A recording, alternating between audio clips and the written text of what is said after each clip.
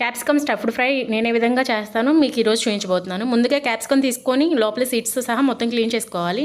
Next కొంచెం oil వేసి అటు ఇటు ఫ్రై చేసిన తర్వాత మళ్ళీ ప్లేట్లో తీసుకొని ముందుగా చాప్ చేసి పెట్టుకున్న ఆనియన్, పచ్చిమిర్చి కొంచెం ఆయిల్ వేసి ఫ్రై చేసుకోవాలి. దాంట్లోనే కొంచెం కరివేపాకు, పసుపు, సాల్ట్, అల్లం వెల్లుల్లి పేస్ట్, ధనియాల పొడి, గరం మసాలా అన్నీ యాడ్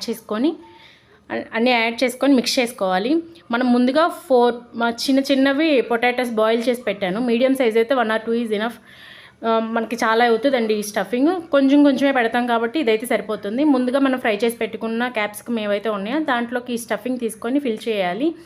ఒక్కొక్కటిగా తీసుకోవాలి. నేను ఇక్కడ 8 or 9 తీసుకున్నట్టున్నాను క్యాప్సికమ్స్.